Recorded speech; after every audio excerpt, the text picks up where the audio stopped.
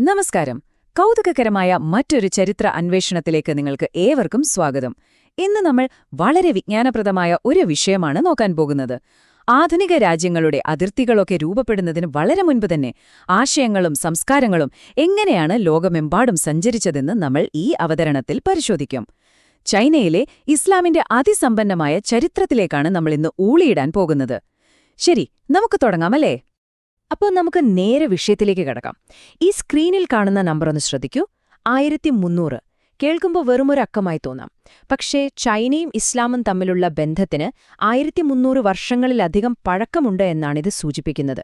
അതെ, കുറഞ്ഞ കാലയളവല്ല, 13 നൂറ്റാണ്ടുകളുടെ സുദീർഘമായ ചരിത്രം.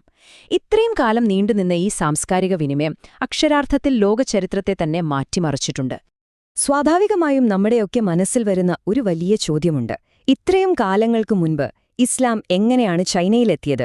മറ്റു പലയിടത്തും സംഭവിച്ചതുപോലെ യുദ്ധങ്ങളിലൂടെയോ സൈനിക അധിനിവേശങ്ങളിലൂടെയോ ആണോ ഇത് നടന്നത്? ഒരിക്കലുമല്ല കേട്ടോ.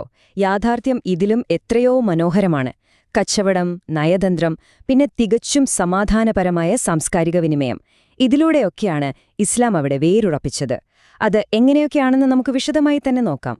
നമ്മുടെ ഈ അന്വേഷണത്തെ നമ്മൾ പ്രധാനമായും 5 ഭാഗങ്ങളായി തിരിച്ചിട്ടുണ്ട്. 1. സിൽക്ക് റോഡിലൂടെയുള്ള വരവ്. 2. തലാസ് പോരാട്ടം. 3. മംഗോൾ കാലഘട്ടം. 4. സാംസ്കാരിക ലയനവും ഷെങ്ഖയുടെ കാലവും. അവസാനമായി 5ാമത്തെ ഭാഗത്ത് ആധുനിക കാലഘട്ടത്തിലെ സാഹചര്യങ്ങൾ. അപ്പോ 1ാമത്തെ ഭാഗം, സിൽക്ക് റോഡിലൂടെയുള്ള വരവ്. നമ്മൾ നേരെ 7ാം നൂറ്റാണ്ടിലേക്ക് പോകുന്നു. 7ാം നൂറ്റാണ്ടിലെ ചൈന. അന്നവിടെ ഭരിച്ചിരുന്നത് ശക്തരായ ടാങ് രാജവംശമായിരുന്നു. അവരുടെ തലസ്ഥാനമായ ചാങ്ങാൻ ലോകത്തിന്റെ നാനാഭാഗത്തു നിന്നുമുള്ള വ്യാപാരികളെ ഇരുകൈയും നീട്ടി സ്വീകരിച്ചിരുന്ന ഒരു നഗരമായിരുന്നു. അവിടത്തെ ഗാവോസിംഗ് ചക്രവർത്തിയുടെ കാലത്ത്, കൃത്യമായി പറഞ്ഞാൽ 651-ലാണ് ആദ്യത്തെ അറബ് പേർഷ്യൻ വ്യാപാരികൾ ചൈനയിലെത്തുന്നത്. അവർ പ്രധാനമായും 2 വഴികളിലൂടെയാണ് വന്നത്. ഒന്ന്, മധ്യേഷ്യയിലെ മരുഭൂമികളും പർവ്വതങ്ങളും താണ്ടിയുള്ള പ്രസിദ്ധമായ ഓവർലാൻഡ് സിൽക്ക് റോഡ്. രണ്ടാമത്തേത്, പേർഷ്യൻ ഗൾഫിൽ നിന്നും ഇന്ത്യൻ മഹാസമുദ്രം വഴി ഗ്വാങ്ജു, ക്വാൻജു തുടങ്ങിയ ചൈനീസ് തുറമുഖങ്ങളിലേക്കുള്ള വിശാലമായ കടൽമാർഗം. ഇനി ഇതിൽ ഏറ്റവും ഇൻട്രസ്റ്റിംഗ് ആയ കാര്യം ഇവരവിടെ എന്തൊക്കെയാണ് കച്ചവടം ചെയ്തത് എന്നതാണ്. പട്ട്, തേയില, സുഗന്ധവ്യഞ്ജനങ്ങൾ, കുതിരകൾ, പിന്നെ വിലയേറിയ കല്ലുകളൊക്കെയായിരുന്നു പ്രധാന ഉൽപ്പന്നങ്ങൾ. സാമ്പത്തികമായി വലിയ വിജയം നേടിയ ഈ വ്യാപാരികൾക്ക് സമൂഹത്തിൽ വലിയ ബഹുമാനവും ലഭിച്ചിരുന്നു. അങ്ങനെ അവരിൽ പലരും ചൈനയിൽ തന്നെ സ്ഥിരതാമസമാക്കി. തദ്ദേശീയരായ ചൈനീസ് സ്ത്രീകളെ വിവാഹം കഴിച്ചു. അങ്ങനെ തികച്ചും പുതിയൊരു സാംസ്കാരിക സമൂഹത്തിന് തന്നെ അവിടെ തുടക്കമായി. ഇനി നമ്മുടെ 2ാമത്തെ ഭാഗത്തേക്ക് വരാം. 8ാം നൂറ്റാണ്ടിൽ നടന്ന ചരിത്രപ്രസിദ്ധമായ തലാസ് പോരാട്ടം. സമാധാനപരമായ ഈ വ്യാപാരബന്ധങ്ങൾക്കിടയിലെ 8ാം നൂറ്റാണ്ടിലെ ലോകത്തെ ഏറ്റവും വലിയ 2 സാമ്രാജ്യങ്ങൾ തമ്മിൽ വലിയൊരു ഏറ്റുമുട്ടൽ നടന്നു. ഈ ടൈം ലൈൻ ഒന്ന് ശ്രദ്ധിക്കൂ. 632-ലെ മുഹമ്മദ് നബിയുടെ വിയോഗത്തിനു ശേഷം ഇസ്ലാമിക സാമ്രാജ്യം മധ്യേഷ്യയിലേക്ക് അതിവേഗം പടർന്നു പന്തലിച്ചു. 651-ലെ ആദ്യത്തെ മുസ്ലിങ്ങൾ ചൈനയിലും എത്തിയെന്ന് നമ്മൾ കണ്ടല്ലോ. എന്നാൽ കൃത്യം 1 നൂറ്റാണ്ടിനു ശേഷം 751-ലെ തലാസ് നദിക്കരയിൽ വെച്ച് വളർന്നുവരുന്ന ഇസ്ലാമിക അബ്ബാസിഡ് സൈന്യവും ചൈനീസ് ടാങ് സൈന്യവും തമ്മിൽ വലിയൊരു യുദ്ധം പൊട്ടിപ്പുറപ്പെട്ടു. ഈ യുദ്ധത്തിൽ അബ്ബാസിദുകൾ ജയിച്ചു, അത് ശരിയാണ്. ആ വിജയം ചൈനീസ് സാമ്രാജ്യത്തിന്റെ പടിഞ്ഞാറോട്ടുള്ള വികാസത്തെ എന്നേക്കുമായി തടയുകയും ചെയ്തു. എന്നാൽ ഇവിടെ നമ്മൾ മനസ്സിലാക്കേണ്ട ഏറ്റവും പ്രധാനപ്പെട്ട കാര്യമെന്താണെന്നോ? ഈ സൈനിക വിജയം ചൈനയെ കീഴടക്കാൻ മുസ്ലിം സാമ്രാജ്യത്തെ പ്രേരിപ്പിച്ചില്ല എന്നതാണ്.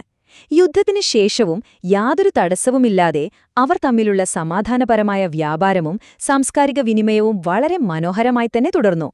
ഇതൊരു കിടിലൻ ഫാക്റ്റാണ് കേട്ടോ. ഈ യുദ്ധത്തിൽ നിന്ന് ലോകത്തിന് അവിശ്വസനീയമായ ഒരു സമ്മാനം ലഭിച്ചിട്ടുണ്ട്. തലാസ് യുദ്ധത്തിൽ കുറച്ച് ചൈനീസ് ഭടന്മാർ തടവുകാരായി പിടിക്കപ്പെട്ടിരുന്നു. അവരിൽ ചിലർക്ക് കടലാസ് നിർമ്മാണം അഥവാ പേപ്പർ മേക്കിംഗ് അറിയാമായിരുന്നു. അവരിലൂടെ ഈ സാങ്കേതികവിദ്യ ഇസ്ലാമിക ലോകത്തേക്കും അവിടെ നിന്ന് പിന്നീട് യൂറോപ്പിലേക്കും വ്യാപിച്ചു. മനുഷ്യചരിത്രത്തെയും വിദ്യാഭ്യാസത്തെയും ശാസ്ത്രത്തെയും ഒന്നാകെ മാറ്റിമറിച്ച ഒരു മഹാവിപ്ലവമായിരുന്നു ഈ അപ്രതീക്ഷിത ടെക്നോളജി ട്രാൻസ്ഫർ. 3ാമത്തെ ഭാഗം, മംഗോൾ ഭരണത്തിനു കീഴിലെ വികാസം, യുവാൻ രാജവംശത്തിന്റെ കാലഘട്ടം. നമ്മൾ 1200-കളിലേക്ക്, അതായത് മംഗോൾ സാമ്രാജ്യം ചൈന പിടിച്ചടക്കിയ കാലഘട്ടത്തിലേക്ക് വരുമ്പോൾ അവിടെ വലിയൊരു മാറ്റം കാണാം.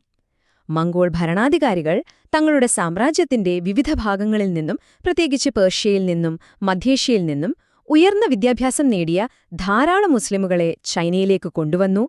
ഭരണാധികാരികളായും ശാസ്ത്രജ്ഞരായും എഞ്ചിനീയർമാരായും അവർക്ക് ഉയർന്ന പദവികൾ നൽകി.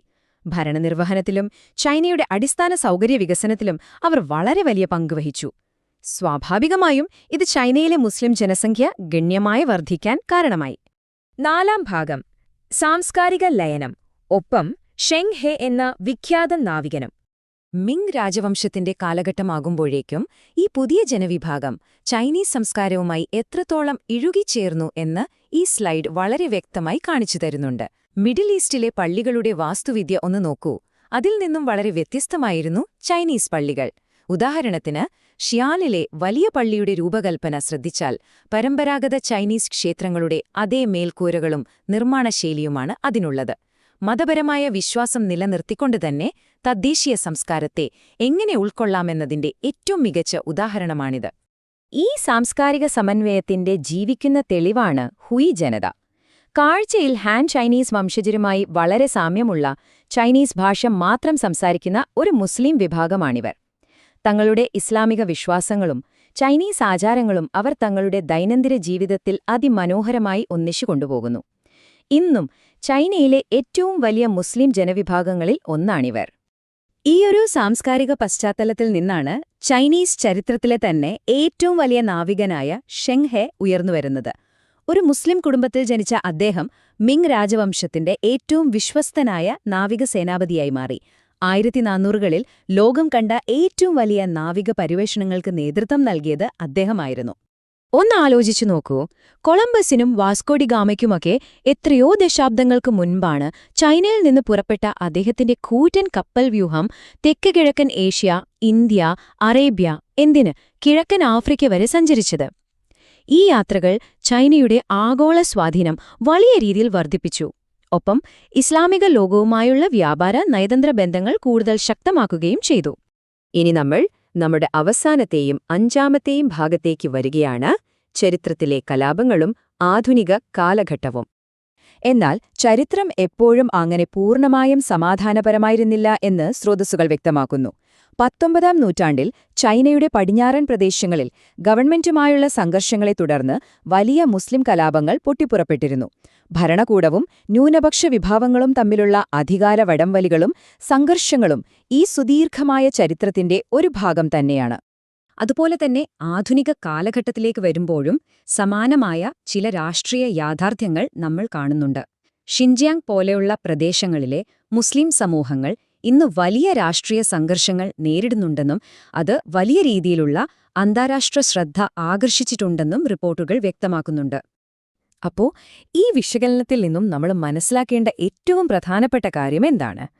ചൈനയിലെ ഇസ്ലാമിന്റെ 1300-ലധികം വർഷത്തെ ചരിത്രമെന്നത് കേവലം വാളുകൊണ്ടുള്ള അധിനിവേശങ്ങളുടെ കഥയല്ല, മറിച്ച് സിൽക്ക് റോഡിലൂടെ വന്ന വ്യാപാരികളുടെയും നയതന്ത്രജ്ഞരുടെയും സാംസ്കാരിക കൈമാറ്റങ്ങളുടെയും കഥയാണ്. അത് ചൈനയുടെ വാസ്തുവിദ്യയെയും സമൂഹത്തെയും സംസ്കാരത്തെയും എത്രത്തോളം ആഴത്തിൽ സ്വാധീനിച്ചു എന്ന് നമ്മൾ കണ്ടല്ലോ. ഈ അവതരണം അവസാനിക്കുമ്പോൾ നിങ്ങൾക്ക് ചിന്തിക്കാൻ ഒരു വലിയ ചോദ്യം ഞാൻ ചോദിക്കട്ടെ. സാമ്രാജ്യങ്ങളുടെ അതിർത്തികളും യുദ്ധങ്ങളും ചരിത്രത്തെ സ്വാധീനിക്കുന്നതിനേക്കാൾ കൂടുതലായി സമാധാനപരമായ കച്ചവടവും സാംസ്കാരിക വിനിമയവും മനുഷ്യചരിത്രത്തെയും സമൂഹത്തെയും രൂപപ്പെടുത്തിയിട്ടുണ്ടോ? ഇന്നത്തെ ഈ ചരിത്രയാത്രയിൽ നിന്ന് നമ്മൾ പഠിച്ച കാര്യങ്ങൾ വെച്ച് ഒന്ന് ചിന്തിച്ചു നോക്കൂ. പുതിയൊരു വിഷയവുമായി നമുക്ക് വീണ്ടും കാണാം. അതുവരെ നന്ദി. يا أيها الناس إنا خلقناكم من ذكر وأنثى وجعلناكم شعوبا وقبائل لتعارفوا إن أكرمكم عند الله أتقاكم إن الله عليم خبير.